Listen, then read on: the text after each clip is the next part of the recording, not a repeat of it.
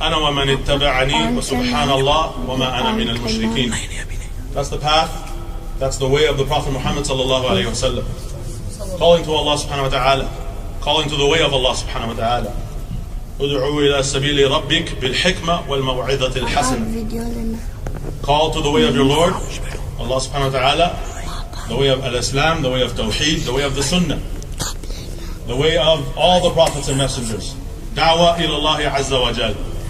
So inshallah we're going to hear tonight some beneficial words from our brother Abdur Raheem Green. Barakallahu feekum wa ahsanallahu ilaykum. Walhamdulillahi rabbil alameen.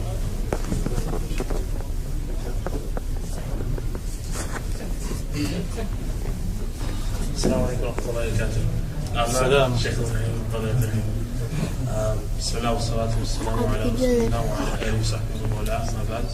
Jazakumullah khair, first of all, to all of you for attending, and jazakumullah khair to mashallah, tabarakallah. It's fantastic to see the brothers and sisters here. Well, I don't say the sisters, but the brothers here. Mashallah, tabarakallah. I just want to take 5 minutes of your time, inshallah, just to introduce a little bit about what we're talking about. Today, inshallah, Brother Abdur Raheem Green is going to talk about a topic that is going to change your lives. This topic is obviously about da'wah, but it's going to be talked about, inshallah, from a perspective of practical implication. And just to talk a little bit about what the organization does, the organization that he started, as well as a little bit about himself, before we go on, inshallah. So basically, Brother Abdur Raheem Green started an organization called IERA, which stands for Islamic Education Research Academy, over 3 years ago. And alhamdulillah, with some other brothers as well. They've definitely started the pursuit towards the mass movement of da'wah, because that's what we envision, inshallah. We want to fulfill, or at least attempt to fulfill, the vision of Rasulullah sallallahu alaihi wasallam when he said, Islam will enter every home. And we feel that there are certain ways that we can achieve that, and of those, the first and foremost is that every Muslim make it an obligation upon themselves, or make it a purpose in their life that they give da'wah. And so inshallah, today's topic is specifically about that, and towards the end, inshallah, I will talk a little bit. I'll take a couple more minutes and explain what we're intending to do in Calgary and Edmonton, as well as Alberta in general. So just a little bit about the brother. Alhamdulillah, he accepted Islam 24 years ago. MashaAllah, tabarakallah, in the UK.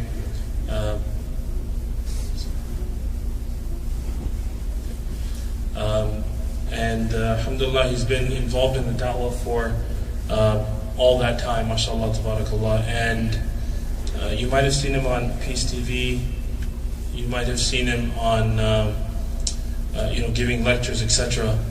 But I think he's most known for his quite strict and quite energetic discussions at Hyde Park. And mashallah, tabarakallah, when he started the organization, IERA, it has moved strides, alhamdulillah, far more than we had imagined. By the mercy of Allah Azza wa Jal, inshallah, I'll talk about that a little bit later. But inshallah, I'll talk about it later, inshallah. So I don't want to take your guys' time, inshallah, too much right now. I will let Sheikh talk, and inshallah, I'll take your time later on. Jazakallah khair.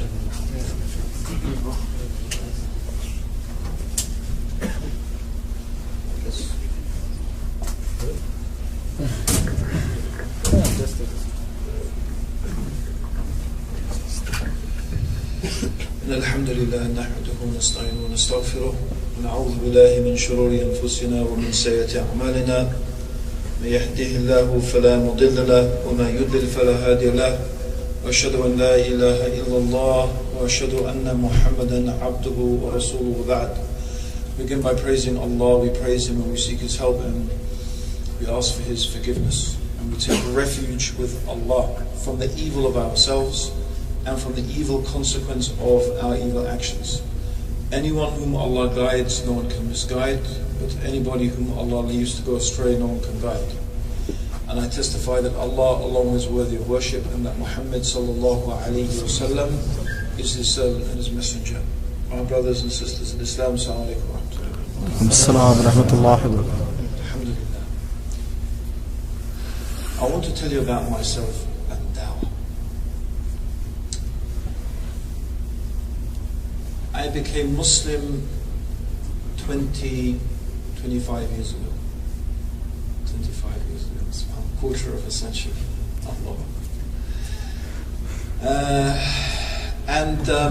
When I first started practicing Islam,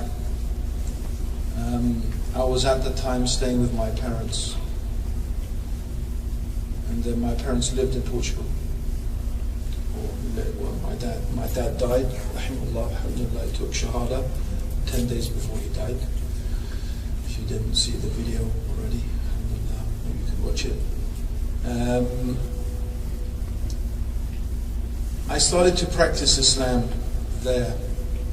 And I guess that was my first Dawah experiences, because when I began to practice Islam, and when I began to feel, subhanallah, the change, I mean, the transformation within myself. People ask, what is it like to be Muslim? Imagine you are in a vast complex. It is pitch dark. It is pitch dark. I mean, it's so dark that if you stretch out your hand, you can't see your hand. Like Allah gives the example in Surah An-Nur. Yeah? If you stretch out your hand, you can't even imagine, it's so dark. And imagine you're in this complex and you're trying to find your way around. Yeah? Imagine. Right?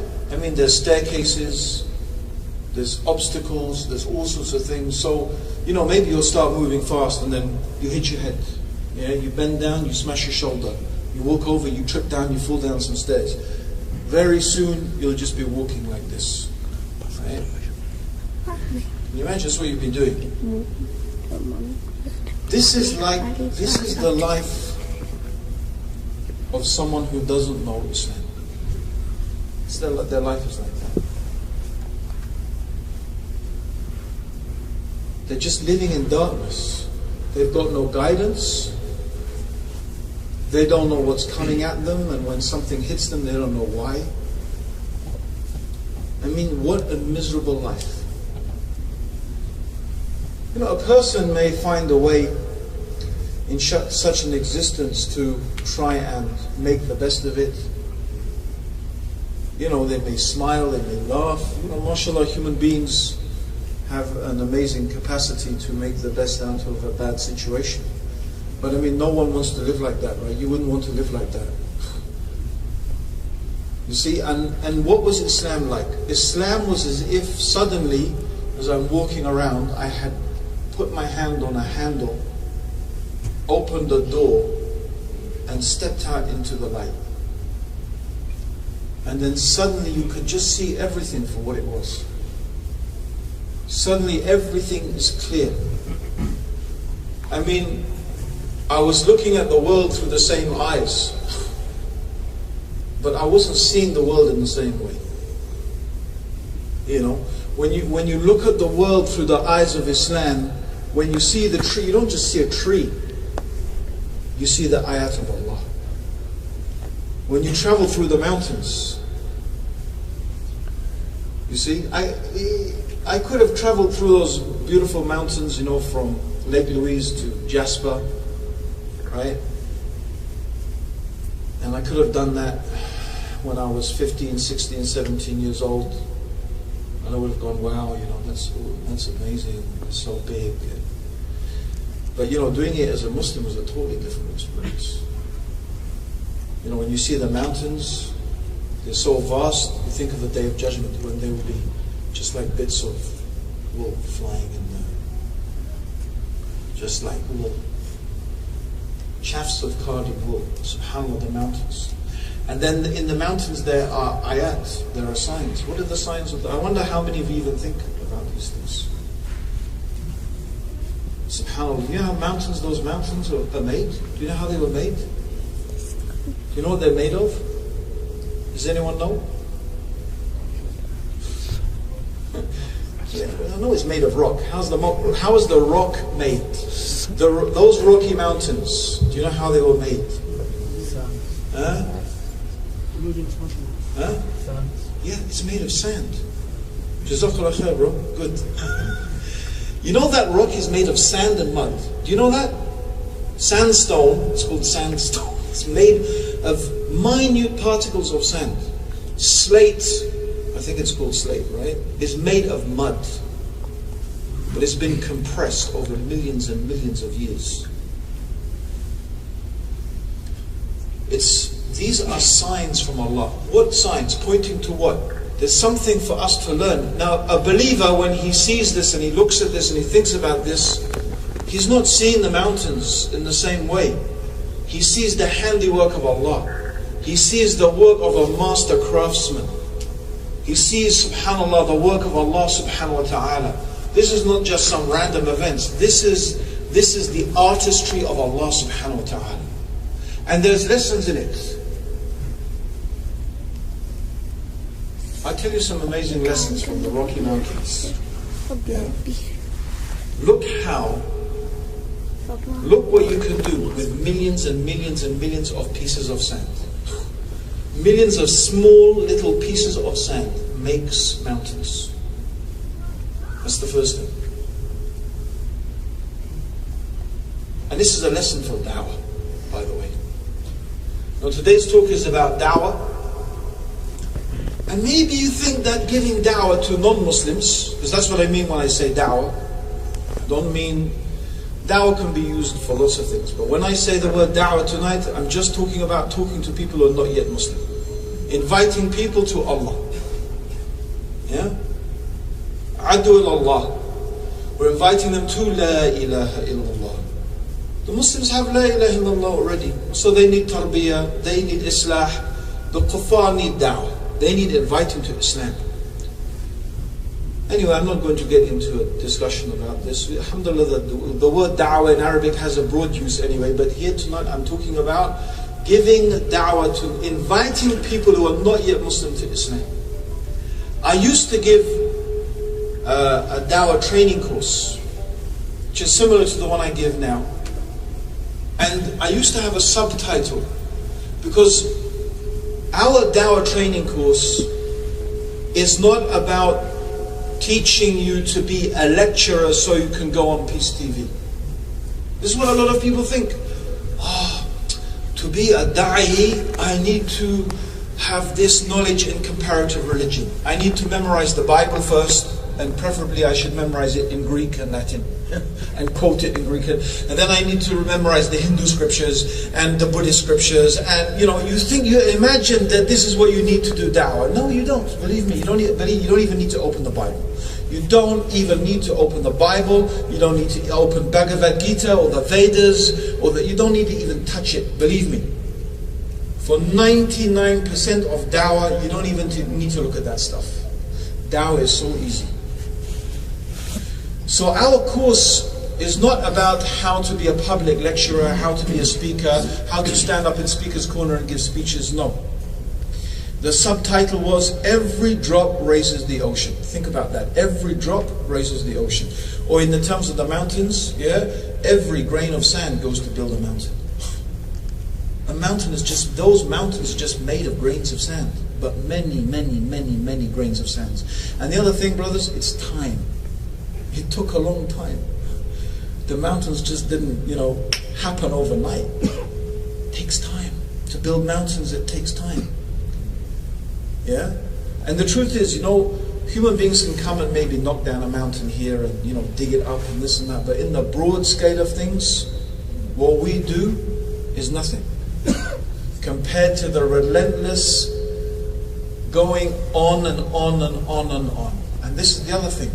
The deeds that Allah loves the best are the ones that are consistent, even if they are small.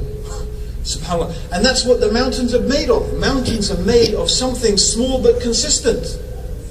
Small but consistent. And by the way, the mountains are being eroded as well by something small but consistent. These are very big lessons, SubhanAllah, ayat. For the people who think, if you don't think, these will mean nothing to you. Just think, mountains. But you know, as a Muslim, we're not supposed to be like that. We're supposed to think. This is what the Quran invites us to contemplate deeply. Tafakkarun, to think deeply about things. To contemplate deeply about things. So, similarly, my brothers, and similarly, my sisters, we need to think of dawah like that. Let's not think of big events, big spectacular things. Yeah, I mean, alhamdulillah, they're fantastic. Why not if you want to do them? But honestly, what I believe will change people is when you talk to your neighbors, when you talk to your friends, when you talk to your work colleagues about Islam. When all of these Muslims now living in the West, if every single one of us just took the time and took the effort to talk to the people around us, it will have a big effect. You may not see the change straight away. Maybe you won't see it tomorrow. Maybe you won't see it next week. Well, maybe you won't even see it in your lifetime. Maybe. But it will happen. Believe me, the change will happen. I'll give you my own example.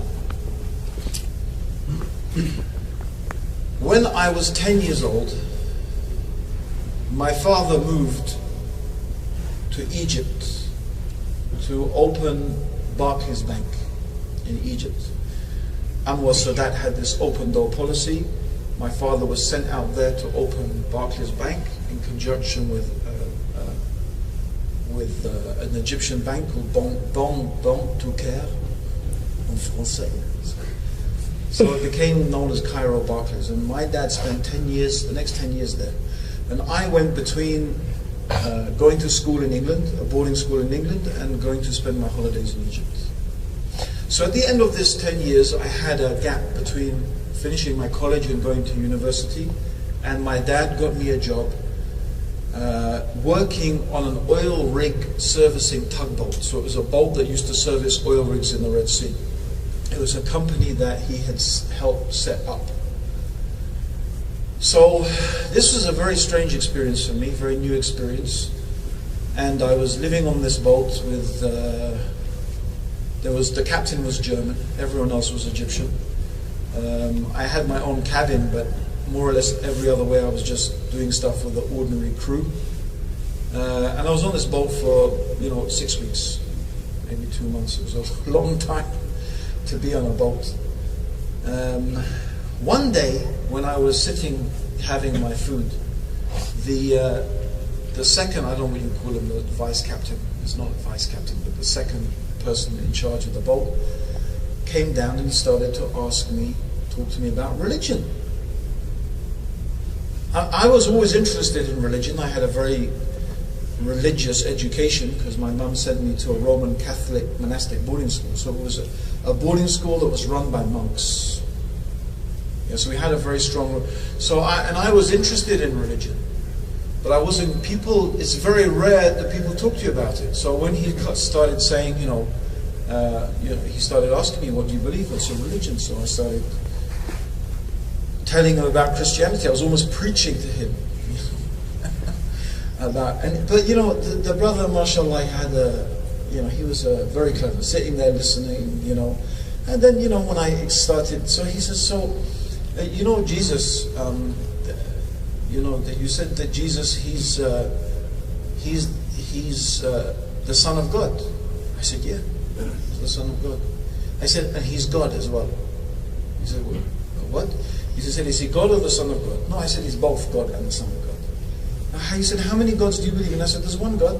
There's God the Father, God the Son, and God the Holy Ghost. He said, but that's 3 gods. He said, no, it's one. It's 3 in 1. I said, anyway, you've probably heard this so many times from the Christians, but it doesn't make any sense. So the brother, now I know in retrospect, the brother knew exactly what he knew exactly what he was doing. Yeah, he was just playing with me. I didn't know it, but now I know. He was just playing. He was getting this out of me. So I was then trying to explain to him the Trinity and, Jesus died for your sins and this and that and all of this stuff. And he was just kept asking me these questions and saying, well, how about this and how about that? And at the end of this conversation, it was the end of the conversation because I didn't know what to say after. So he said to me, so you believe that Jesus is God? I said, yes. And he said, and you believe Jesus died on the cross for your sins? I said, yes. He said, so God died. You know, when he said that, I just went quiet. Because in reality, you know, the funny thing was, this is the strange thing, I'll tell you, this is the strange thing. Before this conversation, I was already doubting for a long time Christianity. Yeah? In fact, I didn't really believe in Christianity. But when he started questioning me, I was defending Christianity like I was a preacher, even though I didn't really believe it already. So this is the first thing. Don't think just because you're talking to someone, yeah, what they're saying is really what's in their head and their heart. No, it's not always like that. You know, this is the first thing.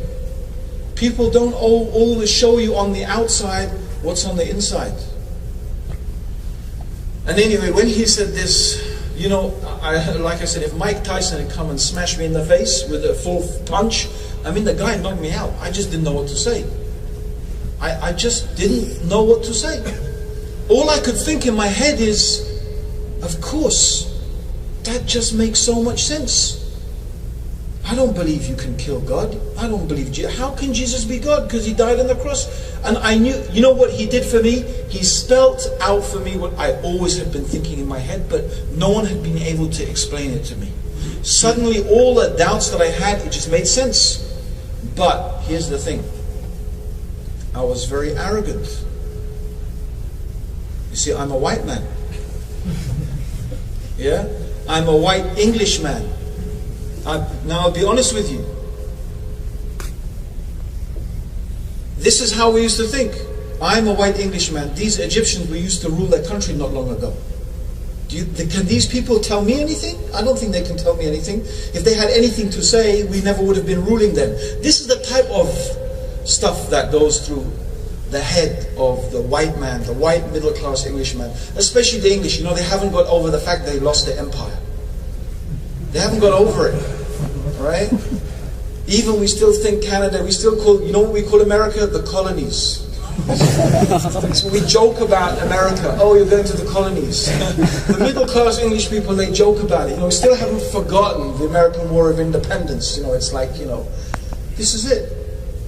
So it's arrogance. It's not that what he said didn't make sense to me. It hit me so hard.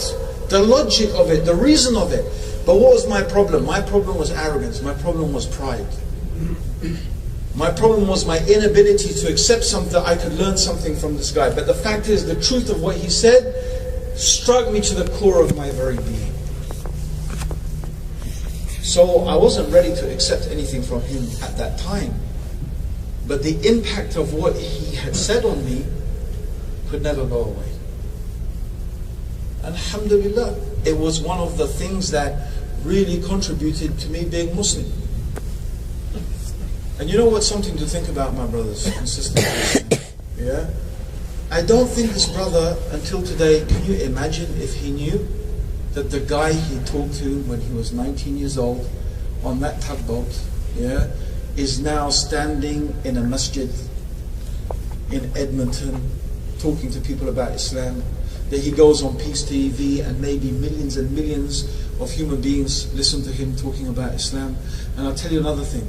This brother is going to get rewarded for every word I say. He's going to share in the ajr. What a surprise he's going to have when he meets Allah on the Day of Judgment. A good surprise. Everything I say, every time I pray, every time I fast, everything I do in Islam, he's going to get some share of that. Subhanallah. And he didn't, all he just do it, he just had a conversation with me for 45 minutes. But that conversation changed my life. And he probably doesn't even know. Subhanallah. I give you another example. There was a guy, mashallah, when we started our organization, IERA, yeah, 3 years ago, we did a big, like a tour of UK. And we went to 5 or 6 major cities. We did some big events, you know, just to sort of get everyone to know about who we are, what we're going to do. And in one of the events, which unfortunately I wasn't able to go to this event, I had to go somewhere else. But in one of these events, mashallah, a brother, he stood up and he took his shahada. Well, in fact, he retook his shahada because this brother was 84 years old. Right? 84 years old. What his story was that someone gave him dawah 60 years ago. 60 years ago. But he said, I never forgot what this Muslim said to me. He said, for 60 years it stayed with me. It said, it's only when I began to get really sick, then I began to think, you know what, my life, it's getting to the end. He said, I'm not ready to meet God without accepting this religion. He just went to the nearest person who looked dark and said, are you a Muslim? That's what he said, right? He said, are you a Muslim? Because I want to become Muslim now, right? This is what he did, subhanAllah. Brothers, the point I want to make, brothers and sisters, 60 years. Maybe the person who gave him dawah died before him, who knows? 60 years. I want to tell you another thing about, subhanAllah, never give up hope. Maybe you could give dawah to someone for 20 years. I gave dawah to my father since I was Muslim. You see this book here? This book, The Man in the Red Underpants? Yeah. This book is really based upon a letter I wrote to my father maybe 17, 18 years ago. And the letter, at the time, this letter, it was the proof that Islam is the truth. I wrote in this letter all the evidences that I could think of or that I could research to show that the Quran is from Allah and that Muhammad sallallahu alayhi wa sallam is the Prophet. So I spent weeks and weeks, if not months, writing this and putting this together and wrote it and sent it to my father. So I gave my father lots of dawah.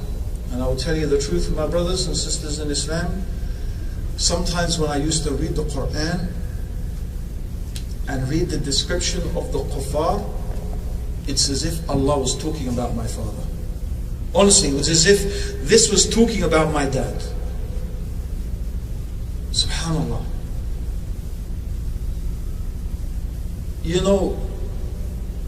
I never thought he would become Muslim. I never, you never stop hoping.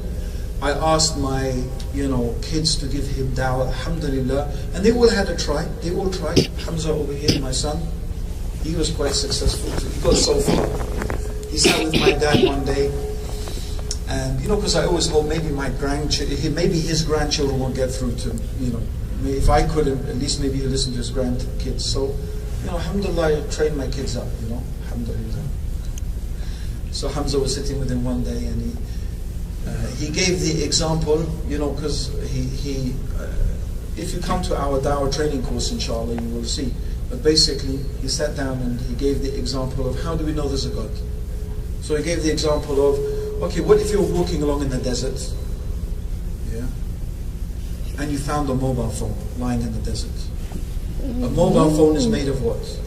Glass and plastic and some metal. Yeah. So glass comes from and plastic comes from oil. Plastic comes from oil and glass from sand. So in Saudi Arabia, lots of oil, lots of sand. Iraq, lots of oil and lots of sand.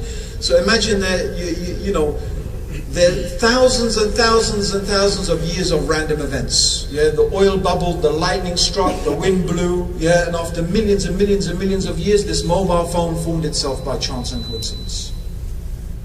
Does that make sense? Doesn't it make more sense that the mobile phone should have a maker, that someone built it, that someone made it? Well, if that's the case with the mobile phone, how about the universe? So when my son Hamza was saying this, my dad said, you know what, you're right, there must be a God. Well, before my dad was an agnostic. Really, he was just, I don't know if there's a God or not. Maybe there is, maybe there isn't. So, and then another one of my daughters, mashallah, not that Hamza's a daughter, it's not good English. Another one of my kids, one of my daughters, she started to give him dawah about the oneness of Allah. How do we know Allah is one? So anyway, she went through and was giving him the example. We teach this example to give. And then my father said, stop, please. You're making my head hurt. I have to think too much about this. This is, believe me, very strange for my father. So alhamdulillah, but still, my father was sick. He was very ill.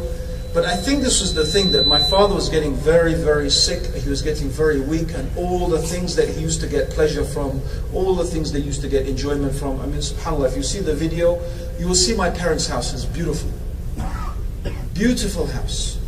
Beautiful gardens, swimming pool, just beautiful. You see, if you can watch the video on our website, inshallah. Right? You'll see. But he got no pleasure from this at all. He would just sit in front of the television. You open the door and the view is just like, you could just stand there for half an hour looking at the view. Beautiful. The sea and the countryside, and it's nothing to him. It's as if it was nothing. SubhanAllah. You have everything and you get no pleasure. No enjoyment from this dunya, nothing. Everything he used to get enjoyment from was gone.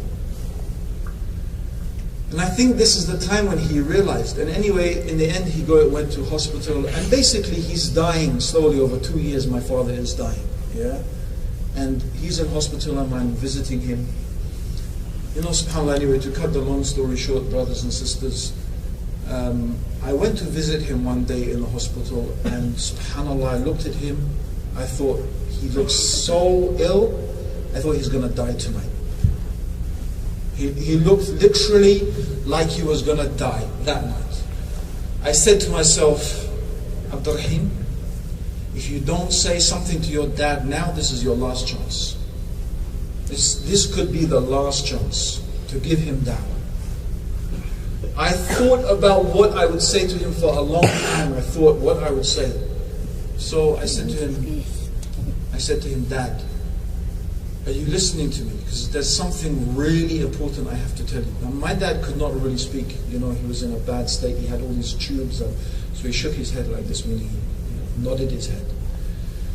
So I said to him, on the day of judgment, a man will come in front of Allah, in front of God, and he will have scrolls of evil deeds as far as he can see from one extent to the other. And he will stand in front of Allah, and Allah will say to him, you have something that outweighs all of that. And the man will say, what is that, my Lord? He says, you have this piece of paper, and on it is written, La ilaha illallah. So I said to my dad, so what do you think? He nodded his head. Couldn't believe it. Yeah? He nodded his head. I said, does that mean, do you want to say it? Do you want to say those words? He nodded his head. Right? And then, subhanAllah, my dad took shahada. He said it in Arabic. He could only really croak. He couldn't really speak. But, he said it in Arabic, and then we went over it in English. And subhanAllah, honestly, brothers and sisters, I didn't know what to feel. I honestly didn't, I was really happy. But honestly, I thought it was, maybe I watched too many movies. Well, I don't anymore. But, but I thought it was going to be like, Hollywood. He would say it and then, he would die, right? And it was like, but it was like he took shahada and he was like still alive. And it was like, no, that's supposed to be the last thing you say, Dad. It was like, so, and what was going through my head is, because we went through the situation that my dad got really ill. He was nearly died, and then he got better. So I thought maybe he'll get better, and then I started thinking, subhanAllah, maybe he'll get better. Then he'll come back home, and then he'll be, like a kafir again, and So I was all these things, but then I was so happy because you can see my state was like this, So anyway, I came back the next day, and then my dad was just like normal. He was just, he was just in a sort of different place. So anyway, a few days passed. And I went back to the hospital. I used to visit every evening. So anyway, this is normal. I came to the hospital and I heard my dad shouted, help, help! He shouted, help! So I went to the room. I used to have to put on all of this stuff to prevent infection, like a mask and gloves and all of these things. Not a mask, but like a plastic thing. help me. So I'm putting my stuff, he used to do this all the time. So I went to him, I said, Dad. And he looked at me, I said, Dad, please. Come on, stop, what's wrong? If you keep shouting help like that, when you really need help, the nurses won't listen to you because the nurses will just ignore him, you see. I said, please, what is it, Dad? What can I do? You tell me, what can I do for you? I said, look, the medicine is there. It's come, I just showed him the medicine is in your thing, and well, what can we do? And he said, he didn't, anyway, alhamdulillah, Allah allowed me to understand. My mother could hardly understand it, but alhamdulillah, Allah allowed me to understand what he used to say. So because he could hardly speak. So he said, give me something to do. Give me something to do. I said, like what? Like what? Give me, the guy's lying, he can't do anything, Give me something to do. He said, give me something easy to do. Wallah, when he said that, this hadith entered into my mind where the Prophet ﷺ said, there is something that is light on the tongue and heavy on the scale. Light on the, it's easy to say, but alhamdulillah, the scale. Yeah. And then the Prophet said to say, Subhanallah, Alhamdulillah, La ilaha illallah, Subhanallah, Alhamdulillah, Allahu Akbar. But although, the Prophet didn't mention saying La ilaha illallah, but I said to my dad, you know what, if I was you, Dad, I would just keep on saying, there is no God except Allah, Muhammad is His messenger. And he said, yes, that's what I want to do. Subhanallah, brothers and sisters, for the next half an hour, I just was making dhikr with my dad. I would just say it and he would repeat it. And I would say it, we would do it in Arabic, we would do it in English for half an hour. And then, then he fell asleep. That's the last time I saw my father alive. 3 days later, I had to fly back to England the same night, and 3 days later he died. But you know what, what I want, the story, what I want from that, brothers and sisters, is you never know, subhanallah. You think a person could be the worst kafir, and will never become Muslim, and subhanallah, look at Umar ibn al-Khattab. He was, they looked at him as the enemy of Islam. He used to beat people, he used to be so tough against the Muslims, and subhanallah, look what he became for Islam. You never know, subhanallah, whom Allah subhanahu wa ta'ala, He can guide to Islam. You see? So this is something else. Really, we have to, dawah, it takes sabr, it takes patience. And this is why Allah subhanahu wa ta'ala in Surah Al-Asr, وَالْعَصْرِ إِنَّ الْإِنسَانَ لَفِي خُسْرٍ إِلَّا الَّذِينَ آمَنُوا وَعَمِلُوا الصَّالِحَاتِ وَتَوَاصَوْا بِالْحَقِّ وَتَوَاصَوْا بِالصَّبْرِ. You see, so the human beings, by time, brothers, all of the human beings are lost. Everybody is lost, except the people who believe and they do righteous actions and they join together in the teaching of truth. وَتَوَاصَوْا بِالْحَقِّ. And this also is a very important thing in da'wah. It is very important that we work together. Allah subhanahu wa ta'ala, He mentioned in the Quran, وَلْتُكُمْ مِنْكُمْ أُمَّةٌ يَدْعُونَ إِلَى الْخَيْرِ. Let there arise from you a group of people who are calling to all that is good. Yeah? يَدْعُونَ إِلَى الْخَيْرِ. Yeah? Okay? And these people, Allah subhanahu wa ta'ala, He described them as the muflihun. They are the successful people. So my brothers and sisters, if we want to be successful in this dunya and this akhirah, we need to be amongst the people who are calling to Allah subhanahu wa ta'ala. We need to be amongst the people who are inviting to truth. And unfortunately, brothers, sisters, we've neglected this as an ummah. We truly have neglected it. We have really, I heard in Edmonton that none of the mosques really talk to each other. One thinks the one is too liberal, the other one thinks the other is too extreme, this one's a such and such, and this one, mashallah. So many Muslims, and we can afford to just, ignore each other. La hawla wa la quwwata illa billah. And you know what? I honestly think the root of the problem is what? What is the root of the problem? Really? What is really the root of the problem? Is it really, are we going to really solve it? Look, even if we all sat down and we discussed, are we going to solve these problems? Many of these problems we've had amongst us for hundreds and hundreds and hundreds of years. I don't think they're going to go away tomorrow, even if we could make them sit down and... But the problem is, I think, is we are very insular. That means we're always looking at ourselves. We Muslims have become a community, we're just looking at ourselves. We've become obsessed. Obsessed with, do you make Rafaya Deen or not? Do I point my finger, whittle my finger, point my finger briefly? Should I put my hands here or there? And wallahi, none of these things affect the validity of your salah. Not one of them affect the validity of your salah. The stuff we argue about, the stuff we hate each other for, sometimes hate. Subhanallah. And this is, I truly believe, this is because we're just inward looking. We're just consuming ourselves. If you just look outside, away from the Muslims, and you just look around you, you will see millions and millions of human beings who are living in total and complete darkness. They have no guidance, they don't know Islam, they don't know Quran, they don't know who is Muhammad sallallahu alayhi wasallam, they don't know this beautiful religion, they have no idea what it is, or even if they have an idea, it's a bad idea, a false idea that has been put into their head. And honestly, I think that if we spend more time inviting those people to Islam, we will spend a lot less time arguing. And this is what I found. This is what I found. In 25 years of giving dawah, this is what I found. That generally the people who are involved in dawah to non-Muslims, even though we have disagreements, the way we differ is not the same. Because when every day you are out there and you're confronting someone who says Allah has a son, that Jesus is Allah, that Allah does not exist, that God is a delusion, that religion is man-made.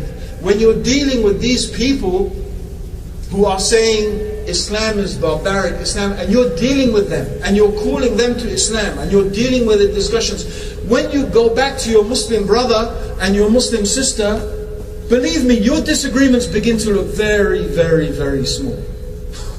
Really, come on. It looks, how big is your disagreement compared to a person making kufr with Allah subhanahu wa ta'ala? Do you see? This is the thing.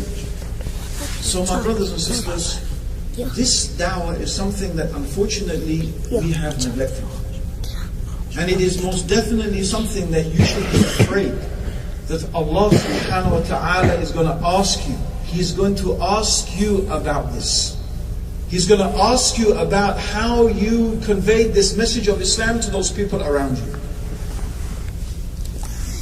Do you think He will not ask you? Do you think that these people will not ask on the Day of Judgment? I lived amongst these people, these Muslims, they never told me about Islam. They never told me about Islam. And can you imagine Rasulullah sallallahu alayhi wa sallam, what would he say to you? How would he behave if he was living in Edmonton? How do you think the Prophet sallallahu would behave? You know what I think he would be doing? He'd be knocking on the doors. He'd be amazed. You mean they don't take you out and torture you? They don't drag you out like they did Bilal and they put hot coals on his back so he could smell his fat burning? Is anyone going to do that to you in Canada? Or probably even the worst redneck is not going to do that. And you know, even if he did, you could call the police to come and help you. The police will come and help you. Subhanallah, brothers, sisters. Rasulullah sallallahu alayhi wa sallam, when he went to Ta'if, according to some books of Seerah, he spent 10 days knocking on the door of every single person. And when he left, they stoned him. They threw stones at him and the blood was flowing down his body so much that his sandals were sticking to his feet. And when Jibreel came to him, when he reached the base of the mountain and Jibreel came to him, he said, Ya Muhammad, just give the order and the angel of the mountains will crush this town. What did the Prophet say? He said, no, don't do that, because maybe their descendants will become Muslim. I learned something amazing just yesterday. Do you know the first masjid built in this town, Edmonton? Huh? Do you know where this... Do you know the man who built this masjid? Do you know where he was from? He was from Taif. He was from Taif. The ulama, some of the scholars, they counted from the descendants of those people, 1,000 ulama came from Taif. 1,000 ulama. And we'll all say we love Rasulullah, oh we love Rasulullah, we love Rasulullah, I love Rasulullah, Allahu Akbar, mashallah, more than my own mother, my father, my son. You know, we say it, we know how to say it, because we know it's part of our aqidah, and that we don't have true iman till we love the Prophet sallallahu alaihi wasallam more than ourselves, more than our families, more than our homes, more than our businesses. But if we love Rasulullah sallallahu alaihi wasallam, why don't we do what he loved to do? Why don't we give da'wah? Why don't we invite mankind to Islam? What does it mean to love Rasulullah if it doesn't mean that we follow him? And as the Shaykh quoted the ayah, Allah said to the Prophet, قُلْ هَذِهِ سَبِيلِي. Say, O Muhammad, this is my way. هَذِهِ سَبِيلِي Abdur Allah. I invite to Allah, ala basira, with certain knowledge. Anna wa man ataba'ani. Me and those who follow me. So if you are making ittiba of Rasulullah sallallahu alayhi wasallam, if you're claiming to be a follower of Rasulullah, then you will also invite to Allah with certain knowledge. So this is a reminder, my brothers, and this is a reminder, my sisters, to take up this da'wah. I'll go back to where I was started, just to finish. How did I start giving da'wah? When I was giving da'wah to my parents in Portugal, they didn't like what they heard at all. My mother, she said to me, I was sitting in my room one day, my mother came to me, she said, I just want to let you know that we have instructed our solicitor to disinherit you. Yeah, disinherit means you will not share anything of our inheritance. She said, if you want to be religious, why don't you go and live in a monastery or something? I said, well, that's not Islam. In Islam, But anyway, after a bit, my father said, I think you should leave. I don't really want you here anymore. You should go back to London. Okay, so I went back to London. And subhanAllah, the first place I went to pray Jum'ah was the London Central Mosque. In the London Central Mosque, I met some brothers. They said to me, oh, on Sunday you should come down with us to Speaker's Corner. Yeah. So I went with these brothers, I went down to Speaker's Corner, right? And there I saw these Christians standing. I used to be a Christian, a really, a religious Christian. Yeah, so, but alhamdulillah, subhanAllah, how Iman changes you. So I heard these Christians standing up, yeah, and the Christian was saying, Jesus, He is the Son of God. When I heard him say that, I was so angry. How could someone insult Allah like, even though I used to do the same thing, but how can someone insult Allah like that? I was so angry.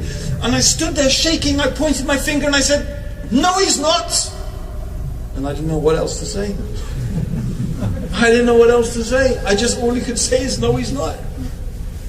And then, you know what, I went to a bookshop and I saw this book.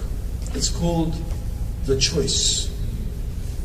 Inside this book was the compilation of the works of Shaykh Ahmed Rahimullah. When I opened this, I said, oh my, alhamdulillah. I said, this is, this was ammunition. This was like, I couldn't believe what I was reading. So I used to go down every Sunday to Speaker's Corner and I would start attacking the Christians. Your Bible, it says this, then it says this. And they didn't know what to say. This was like a new thing for them. They were like totally confused. And I did this for about a year. And then alhamdulillah, after a year, I was the one who decided, I'm going to stand up, I'm going to speak. But all I could really do is attack Christianity. And I thought, wait a minute, I don't want to be just attacking Christianity. I want to invite people to Islam. So I really changed the way I did da'wah. I started to, subhanAllah. And you know, brothers, you know, people say, MashaAllah, Abdur Raheem, you know, you're such a good speaker. Allah, subhanAllah, you're so, Allah blessed you. And alhamdulillah, Allah, yes, it is a blessing from Allah. Right? But brothers, honestly, believe me, I was not born speaking and giving khutbah. Right? I wasn't, you know, I wasn't born like that. Yeah? When I go, even if today I went down to speakers, believe me, speaker's corner, I will get butterflies in my stomach. I will be nervous. Yeah, it's like anything, it takes practice. Yeah? Whether you're standing up or whether you're going to just randomly talk to some Muslim, non-Muslim, it takes practice. You have to start. And you will make mistakes. You will say, oh, I'm afraid of... Yes, you will make mistakes. SubhanAllah, as one sheikh said, if you're not making mistakes in dawah, you're not giving dawah. You will make mistakes. Of course, you can avoid some mistakes by learning how to give dawah from people who have got some expertise, inshallah. And that's hopefully what we want to do. And inshallah, that's why we will be organizing in the next, hopefully, inshallah, in the next 6 weeks, we're going to be organizing some dawah training courses. We'll be doing our, not me personally, but inshallah we will organize for some of our dawah training courses to take place here in Edmonton. So, okay, brothers and sisters, that's it for me for tonight, inshallah. Unless maybe you have some questions. You want to take some questions, Sheikh? Yeah? Okay, has anyone got any questions, inshallah? Yes. I was 22 years old when I became Muslim. Any more questions? That's it. Okay, go on. When we're doing da'wah and non-believers talks about what Islam thinks about theory of evolution, how would you kind of explain that to them? That's a very good question. Can you repeat the question? Yeah, the brother said, when Islam talks about the theory of evolution, or a non-Muslim asks, what does Islam say about the theory of evolution? You know, this is one question I would try to avoid. Yeah, I would avoid getting into details about it. So what I would generally say is, number one, that we don't find a real conflict between what Islam teaches and science. That's the first thing. Yeah. Number two, we would say that the idea that one creature could have evolved into another is not something we can say there's a fundamental objection to it in Islam. Yeah? For example, we find that Allah subhanahu wa ta'ala, He talks about the development of the human embryo. Yeah? So first you were a nutfa, yeah? Then you were a alaq, yeah? Then you were mudgha, yeah? And then you were lahm, yeah? And then only after that you began to look like a human being. So you can see that Allah, when He created us in our mother's womb, we went through different stages. Yeah? So the idea that this could happen to creatures is not something inconceivable. Yeah? But what we can't accept that this is a random process. We can't accept that this is just something that happens randomly. Because we believe that everything is guided by Allah subhanahu wa ta'ala. Yeah? Okay? And also, of course, I wouldn't go into this if I could avoid it, but you know, I don't think that we can really find a way to see that Adam alayhi salam and Hawa were evolved, and because it's very clear from the text of the Quran, from the hadith of the Prophet sallallahu alaihi wasallam, that the creation of Adam alayhi salam was miraculous. Yeah? That Allah subhanahu wa ta'ala created Adam in a very special and miraculous way that was different from the way that Allah subhanahu wa ta'ala created the rest of the creation. Yeah? So I don't think we can accept the idea that human beings evolved. Yeah? No, this just doesn't sit with. Were there other human-like creatures? Maybe there were. Maybe there were other, creatures that were something like human. But what makes us different? What makes us different is that Allah has given us the choice. We can choose to obey Allah or not. We can choose to believe in Allah or not. The animals cannot. Yeah? We have consciousness, the animals do not have. Yeah? The animals, they obey Allah, they have no choice to disobey Allah. Right? Yeah? To obey Allah subhanahu wa ta'ala. But we human beings, we have the choice. This is what makes us fundamentally different. Yeah? So, yani, this is, you could, this is, I would try to avoid going into it, because what I will try and take the non-Muslim back to is to the Quran. Yeah, I would try to take them back to. Okay, first of all, do you believe that? I see. Maybe I'd avoid the question altogether. I'd say, well, by the way, do you believe that there's a God? Do you believe God exists? Yeah. What's the point in talking about evolution? Let's go and talk about whether there's a God or not. Because if the person doesn't believe in the existence of God, why talk about what Islam says about evolution? It's irrelevant. Yeah? Why? What's the point? Were you just interested for the sake of being interested? Well, I'm not interested in just having that conversation. Yeah? Let's talk about whether you believe there's a God or not. Yeah? If they believe there's a God, okay, how many gods? One? Many? Okay, so we'll talk about that. How about the Quran? What do you know about the Quran? You see? So if we take the conversation back to these essential things, this is a very constructive way to do dawah. Yeah? Because if we can make the person appreciate that there must be a creator, that Allah must be one, that the Quran must be from Allah, yeah, then inshallah they will accept whatever the Quran says, inshallah. Yeah? But after a person becomes Muslim, several takes shahada, what's the next step after that? Well, this is mashallah, it's good questions here today. The next step, okay, this is very, very important, and this is one of the things that our organization has tried to take seriously. In fact, we have a whole, section of our organization dedicated to the new Muslims. Yeah, it's called Muslim Now. So one of the things that we do is, first of all, we take their contact details. Secondly, we have what we call a new Muslim pack. So we have a box that contains books on how to make wudu, how to pray, translation of the Quran, some dua, and some other books, a small seerah of the Prophet ﷺ, and also some CDs as well, how to pray, and some DVD, not CD. So we send this to every new Muslim. This is part of what we do to make sure they all get it. The other thing we try to do is we try to make sure that every new Muslim, someone is in contact with them from their locality.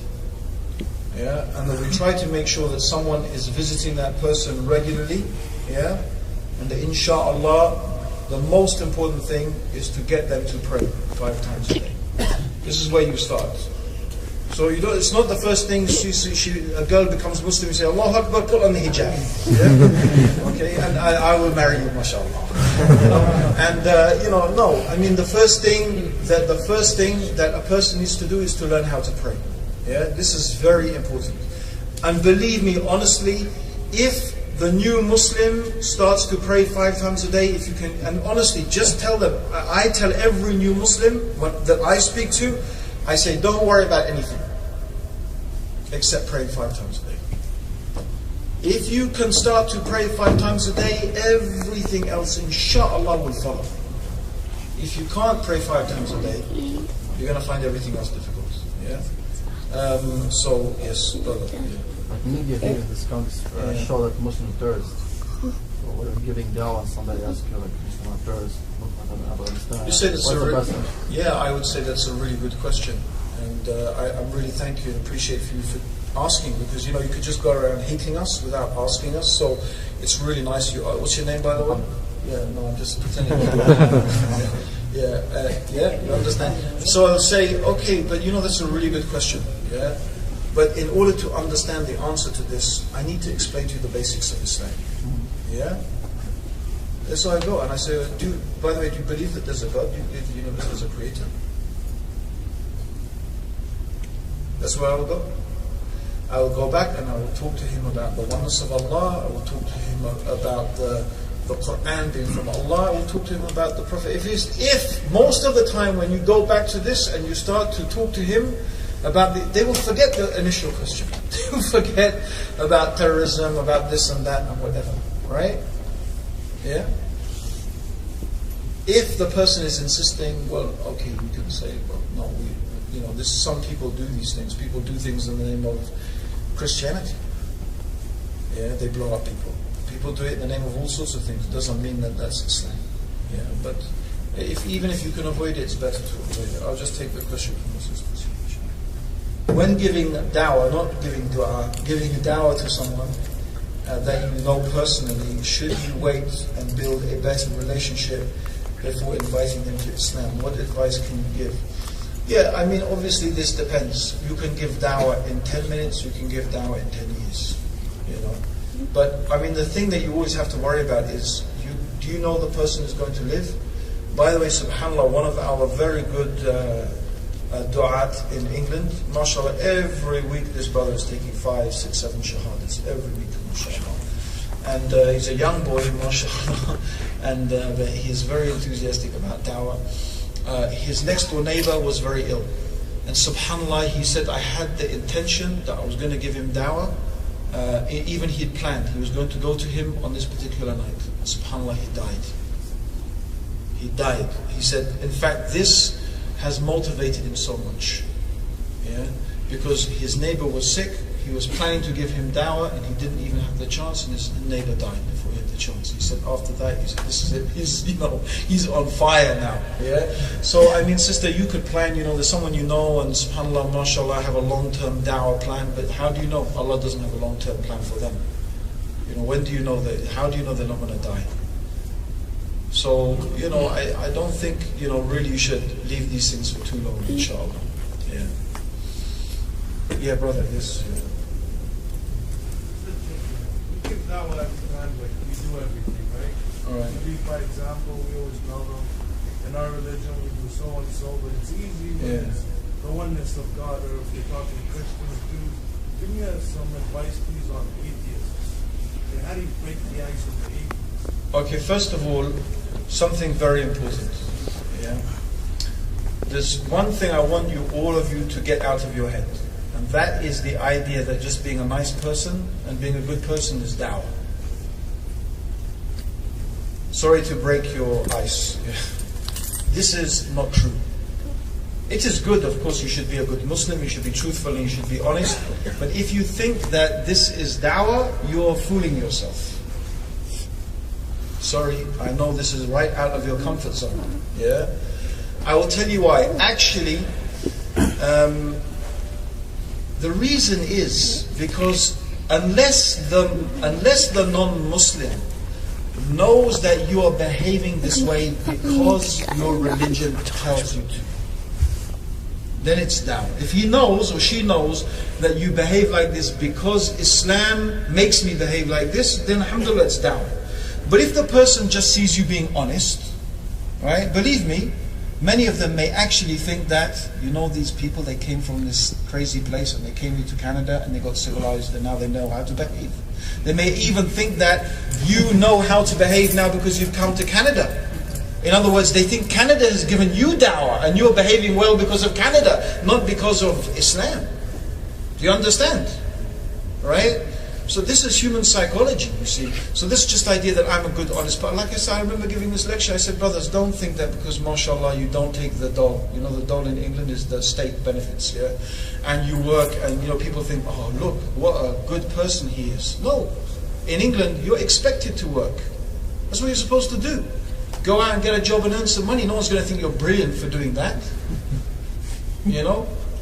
So, I mean, subhanAllah, the Muslims are, ajib, we think strange things. Yeah? If maybe you were extraordinarily charitable, or you did some really extraordinary thing, but generally I find, unfortunately, I hate to say this, but most of the time my dealings with non-Muslims, they are more honest than my dealing with Muslims.